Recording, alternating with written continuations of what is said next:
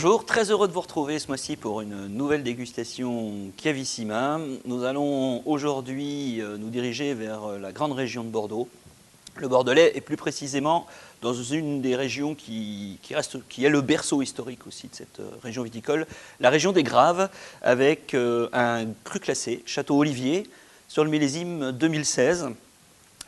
C'est une propriété qui se situe dans un endroit assez incroyable dans la région des Graves, beaucoup de végétation, là autour des vignes, beaucoup de bois, donc on profite d'une grande biodiversité à cet endroit-là.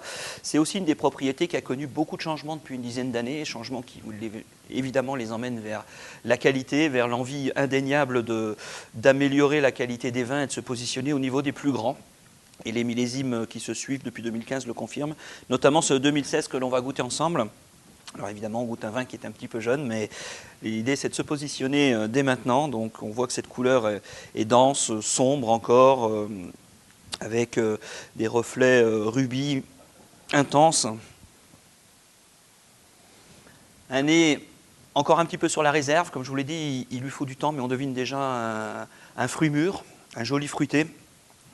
Accompagné aussi encore un petit peu par les notes d'élevage, la touche finement boisée, mais un élevage qui semble parfaitement maîtrisé. On est sur un encépagement assez traditionnel de la région, avec une grande partie de Cabernet Sauvignon, un peu de Merlot et un peu de petits verres d'eau. Cépage qu'on voit réapparaître de plus en plus dans la région de Bordeaux.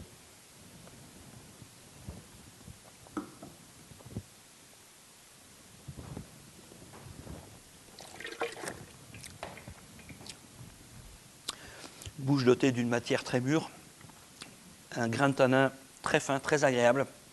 Le vin n'est pas du tout serré. Il est encore juste un petit peu replié sur lui-même. Il lui manque juste un petit peu de volume et un peu de longueur. Mais la matière est là. La qualité du travail est superbe. Le boisé est très fin, parfaitement intégré.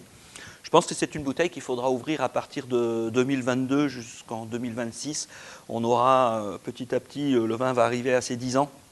On aura déjà un vin qui aura un peu plus d'amplitude, qui va éclore et qui nous donnera, je pense, beaucoup plus de plaisir à ce moment-là. Mais tout est là pour faire une très très très jolie bouteille. Alors aujourd'hui, si on le boit à l'heure actuelle, effectivement, la trame des tanins est encore un tout petit peu importante dans le vin. Mais je vois bien une souris d'agneau confite. Prendre le temps de mettre ça tout doucement dans une cocotte. Une viande avec un peu de gras, avec du goût.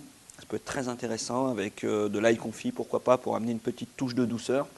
Ce sont des accords qui fonctionnent relativement bien avec les vins de Bordeaux, la viande d'agneau. En tout cas, voilà, moi je pense que ça me plairait, ou alors plus classiquement des viandes rouges. Je pense notamment au canard aussi, pour avoir ce côté juteux et salivant dans la viande qui viendra accompagner et titiller la trame tannique du vin. En tout cas, une très belle bouteille à venir. Je vous propose de la stocker un petit peu et d'être patient pour en profiter. Et je vous retrouve bientôt sur Chiavissima, bien sûr.